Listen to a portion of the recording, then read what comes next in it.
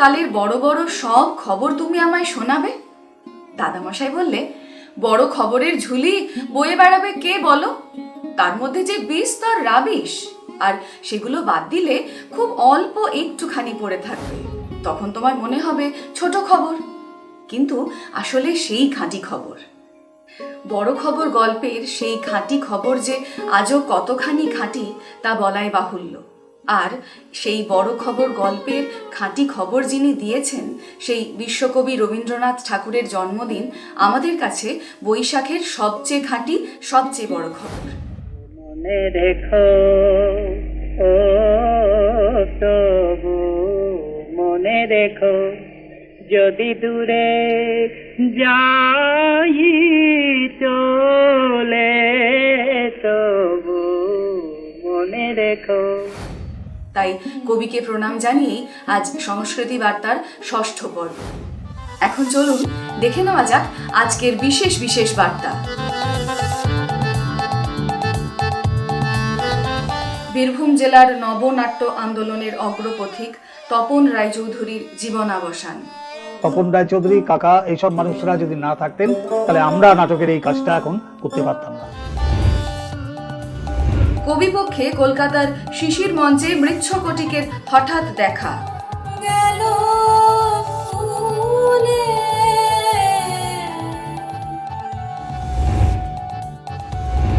সিউড়িতে আত্মপ্রকাশ করলো নতুন ভাবনা উচ্ছ্বাস। সেই জিনিসগুলোকে নিয়ে যেন আমরা একটা আজকে প্রোগ্রাম করলাম। আজকে আমাদের সকাল বাল বিকাশের শিশুদের নিয়ে সাই সমিতির অনুষ্ঠান সাঁইথিয়ায়। ছোট ছোট শিশু তথা কচিকাচাদের নৃত্য, গান, আবৃত্তি, নাটক ইত্যাদি নিয়ে মঞ্চ ছিল জমজমাট। পায়ে পায়ে পাঁচে পড়ল সাঁইথিয়ার অর্কিড।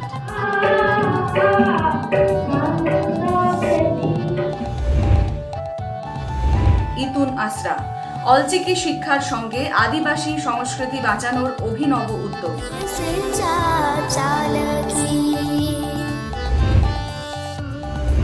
আমোদপুরে ছাত্রছাত্রীদের বিজ্ঞান মনস্ক করতে বিজ্ঞান মঞ্চের উদ্যোগ। বাজারে কিনতে পারলে 10 টাকা দাম। রুক্ষ মাটিতে খুশির হাওয়া মাধ্যমিকে ছাত্রীদের মধ্যে প্রথম বীরভূমের পুষ্পিতা।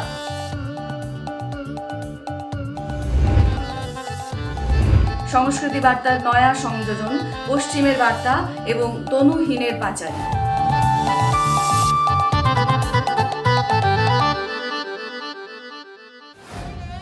চলে গেলেন বীরভূমের নবনাট্য আন্দোলনের অগ্রপথিক তপন রায়চৌধুরী। সারা জেলায় যিনি কাকা চৌধুরী নামে পরিচিত। তার প্রাণপ্রিয় প্রতিষ্ঠান মৌমাছি ক্লাবের সঙ্গে সারা বীরভূমে তাই নেমে এসেছে শোকের ছায়া। ৬-এর দশক বীরভূম জেলায় অভিজাত সম্প্রদায়ের হাত থেকে নাট্যরথের রশি এসে পৌঁছচ্ছে মধ্যবিত্তের হাতে। নাটক হয়ে উঠছে লড়াইয়ের স্লোগান। ঠিক এই সময় সিউড়িতে নবনাট্য আন্দোলনে গতি সঞ্চার করেছিলেন তপন রায়চৌধুরী। সারা জেলা কাকা চৌধুরী নামে যাকে শ্রদ্ধায় স্মরণ করে। জোনাকি ক্লাবের প্রযোজনায় একসময় তার হাত দিয়ে মঞ্চস্থ হয়েছে কাঞ্চনরঙ্গ, ঝুমুর, এরাও মানুষ প্রভৃতি নাটক। গত ১ মে ৮০ বছর বয়সে বার্ধক্যজনিত কারণে তিনি শেষ নিঃশ্বাস ত্যাগ করলেন। রেখে গেলেন আগামী প্রজন্মের কাছে এক দায়বদ্ধ নিবেদিত প্রাণ নাট্যকর্মীর দৃষ্টান্ত। কাকা চৌধুরী বীরভূম থিয়েটারে অমর হয়ে রইল এই নাম। তার প্রয়াণে শোক প্রকাশ করেছেন বীরভূমের অন্যতম নাট্য ব্যক্তিত্ব বাবুন চক্রবর্তী। তপন রায়চৌধুরী ওরফে কাকা, ইনি সিউড়ি শহরের নাট্য জগতের একজন অপরিহার্য ব্যক্তি। ৬-এর দশক থেকে এনার নাট্য জগতে অসম্ভব ভালো রকমের কর্মকাণ্ড আমি দেখেছি। সিউড়িতে যে নতুন নাটকের প্রচলন হলো, গ্রুপ থিয়েটারের নতুন ধারার সঙ্গে যখন শহর পরিচিত হলো, যে কজন এই ধারার জন্য কাজ করেছিলেন তার প্রথম সারির ব্যক্তিদের মধ্যে উল্লেখযোগ্য তপন রায়চৌধুরী।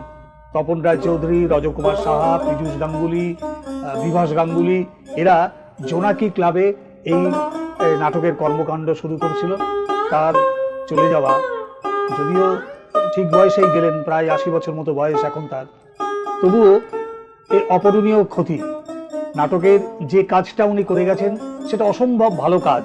তপন রায়চৌধুরী, কাকা, এইসব মানুষরা যদি না থাকতেন তাহলে আমরা নাটকের এই কাজটা এখন করতে পারতাম না। আজকের সংস্কৃতি বার্তা আমরা শুরু করেছি রবীন্দ্রনাথকে প্রণাম জানানোর মধ্য দিয়ে। কারণ গত পরশুই ছিল কবিগুরু রবীন্দ্রনাথ ঠাকুরের 164তম জন্মজয়ন্তী। সারা দেশের মতন বীরভূম জেলা জুড়েও হয়েছে নানান সাংস্কৃতিক অনুষ্ঠান। সেই প্রতিবেদন আমরা রাখবো আগামী সপ্তাহে। তবে এখন চলুন একবার চলে যাই কলকাতায়, যেখানে মৃচ্ছকটিক নাট্যদলের উদ্যোগে শিশির মঞ্চে অনুষ্ঠিত হয় এক রবীন্দ্র প্রণাম বিষয়ক অনুষ্ঠান। ছিল রবীন্দ্র বিষয়ক আলোচনা চক্র এবং নাটক হঠাৎ দেখা। নমস্কার। আজকে শিশির মঞ্চে আজ 1 মে বিশ্ব শ্রমিক দিবস এবং আজকে 18ই বৈশাখ। আজকে বুধবার, ঠিক পরের বুধবার 25শে বৈশাখ কবিগুরুর জন্মদিন।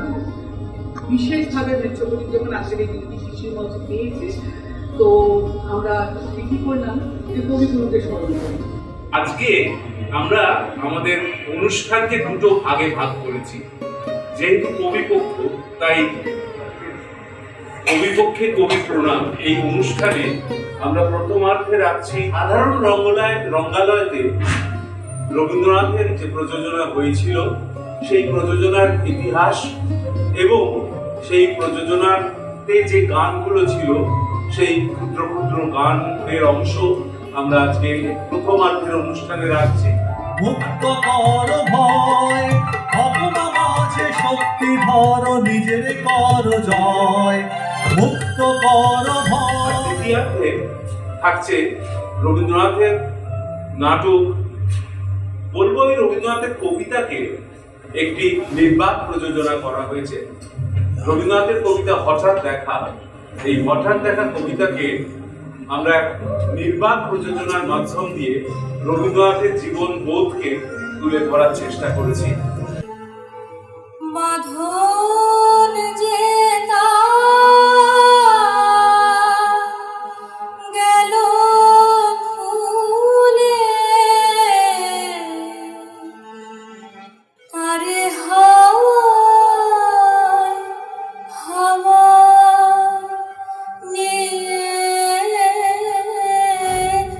বীরভূমের সিউড়িকে বলা হয় সংস্কৃতির পীঠস্থান।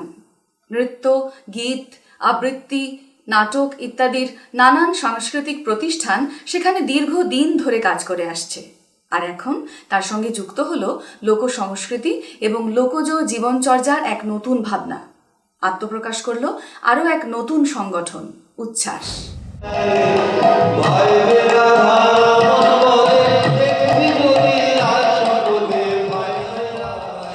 একদিকে যখন উষ্ণতার পারদ 40 থেকে 45 ডিগ্রি স্পর্শ করে ফেলেছে, গরমে মানুষ একটু বৃষ্টির আশায় অপেক্ষা করছে, ঠিক সেই সময় গত 5ই মে সিউড়ি সিধু কানু মঞ্চে আত্মপ্রকাশ করল শহরের নতুন সাংস্কৃতিক সংগঠন উচ্ছ্বাস। মূলত লোকসংস্কৃতি উপকরণ, লোকগান, বাদ্যযন্ত্র, পদাবলী কীর্তন, বাউল ইত্যাদিকে জনসমাজে তুলে ধরার লক্ষ্যে তাদের পথ চলা বলে জানিয়েছেন উদ্যোক্তারা। আমি শুভম, আমরা দুজনা এবং আমরা বন্ধু-বান্ধব মিলে আমাদের বীরভূমের যে লোক সংস্কৃতি, ভাদু গান, মনসা গান, পদাবলী কীর্তন, এগুলোকে সমস্ত একটা পরিবেশন করতে, লোকনৃত্য এবং লোকবাদ্য যেমন ত্রিখোল, বাংলা ঢোল, খমক, একতারা, এগুলোকে আমরা এই জিনিসগুলোকে নিয়ে যেন আমরা একটা আজকে প্রোগ্রাম করলাম। আজকে আমাদের সকাল থেকে প্রোগ্রাম চলবে। এদিন সিধু কানু মঞ্চে সকাল থেকে সারা দিন ব্যাপী নানা সাংস্কৃতিক প্রতিযোগিতার আয়োজন করা হয়েছিল, যেখানে অংশগ্রহণ করে প্রায় শতাধিক ছেলে মেয়ে। সন্ধ্যায় ছিল পুরস্কার বিতরণ, সাংস্কৃতিক অনুষ্ঠান এবং নাটক। তাই সকলের আগে দরকার ভালো করিয়া খাঁচা বানাইয়া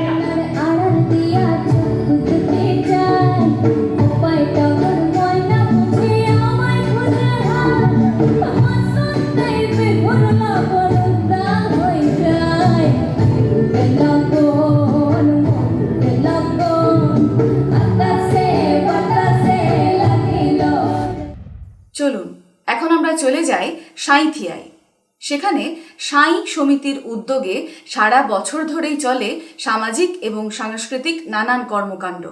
সম্প্রতি বাল বিকাশের শিশু কিশোরদের নিয়ে সেখানে হয়ে গেল এক মনোজ্ঞ সাংস্কৃতিক অনুষ্ঠান। 4ই মে শনিবার সাঁইথিয়া রবীন্দ্র ভবনে হয়ে গেল সাঁইথিয়া সাঁই সংস্থার বাল বিকাশের ছাত্রছাত্রীদের নিয়ে একটি মনোজ্ঞ সাংস্কৃতিক অনুষ্ঠান। অনুষ্ঠানে উপস্থিত ছিলেন CMOH ডাক্তার শোভন দে, সাঁইথিয়ার পৌরপিতা বিপ্লব দত্ত, সংস্থার বীরভূম জেলার একাধিক কোঅর্ডিনেটর সহ অভিভাবক ও সংস্কৃতিপ্রেমী মানুষজন। ছোট ছোট শিশু তথা কচিকাঁচাদের নৃত্য, গান, আবৃত্তি, নাটক ইত্যাদি নিয়ে মঞ্চ ছিল জমজমাট।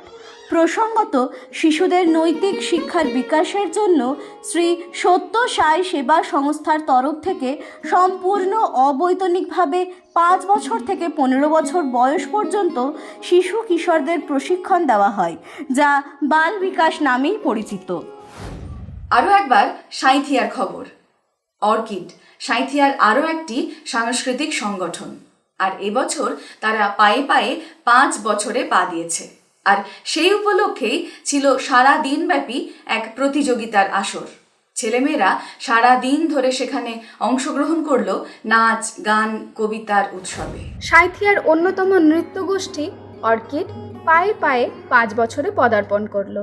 সেই উপলক্ষে তারা 2 দিনব্যাপী নানান প্রতিযোগিতামূলক অনুষ্ঠানের আয়োজন করে।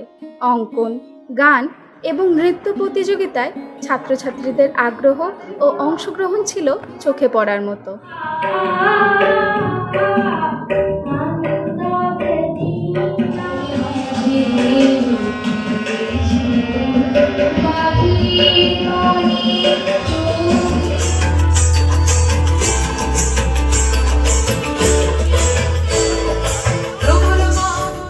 জীবনের চলতি পথে আমরা সম্মুখীন হই নানান কুসংস্কারের, সন্দিহান হই কার্যকারণ সম্পর্ক নিয়ে, বিভ্রান্তি তৈরি হয় কোনটি ঠিক এবং কোনটি ভুল তাই নিয়েও।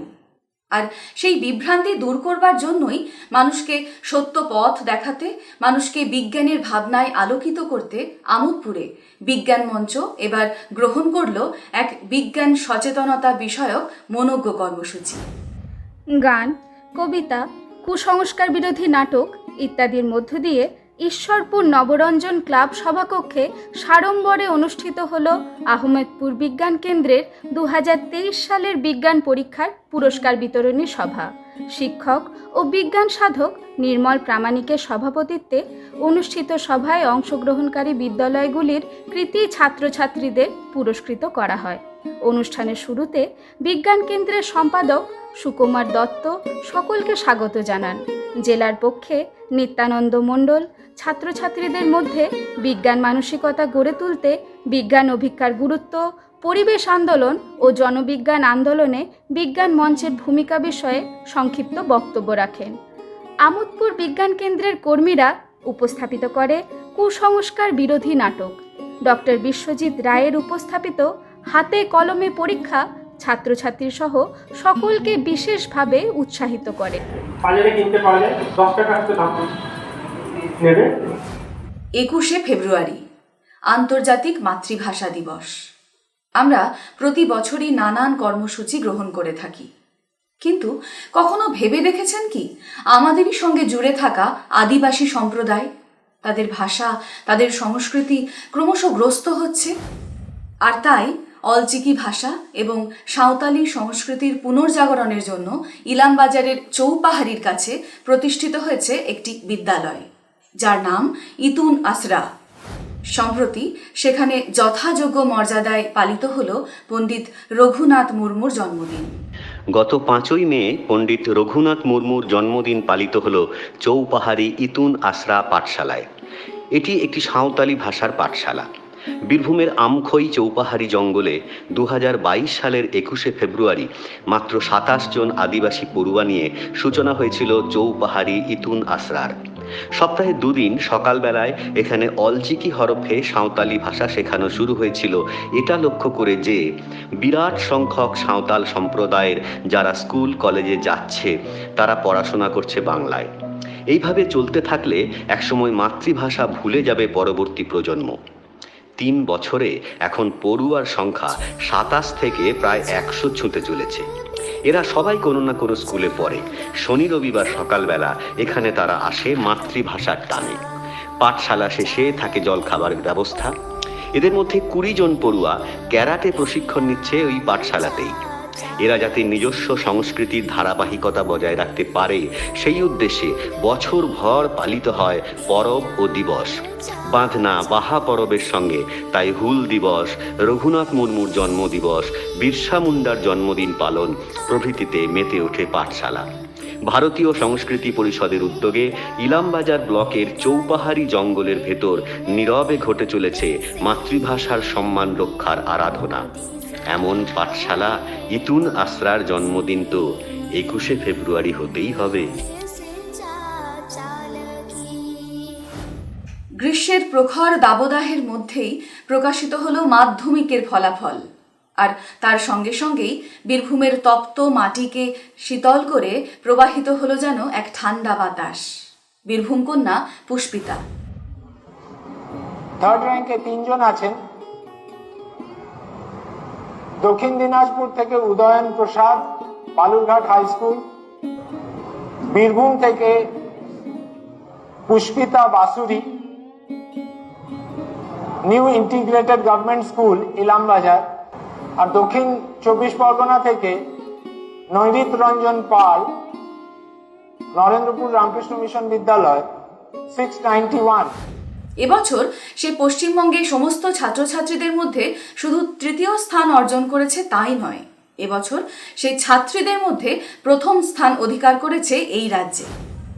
ইলামবাজারের কামারপাড়ায় তার গ্রামে গিয়ে তাকে সংবর্ধিত করল এক শিক্ষক সংগঠন। কেমন ছিল পুষ্পিতার পড়াশোনা? কেমন ছিল তার প্রস্তুতি? কার কাছে কৃতজ্ঞ সে এই ব্যাপারে? আগামী বছর যারা মাধ্যমিক পরীক্ষা দেবে তাদের জন্যই বা পুষ্পিতা কি বলতে চায়? আর এইসব নিয়েই একটি বিশেষ প্রতিবেদন থাকছে আপনাদের জন্য আগামী সোমবার ঠিক সন্ধ্যা 7টায়। চোখ রাখুন বীরভূম সংস্কৃতি বাহিনীর ইউটিউব চ্যানেলে। সংস্কৃতি বার্তার ঝুলি আজ এখানেই শূন্য হলো। তবে যাবার আগে এবার থেকে আপনাদের শেষ পাতে সংস্কৃতি বার্তা পরিবেশন করবে কড়া পাকের সন্দেশ। আসছেন অতনু বর্মন তার তনুহীনের পাঁচালী নিয়ে।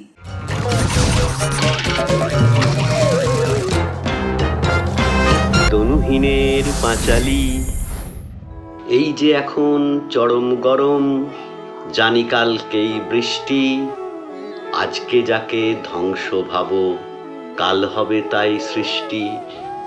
যা চলছে তা চলবে না এই আপতে রেখো ভরসা, আজকে যাকে রাত্রি ভাবো রাত পেরোলেই ভরসা।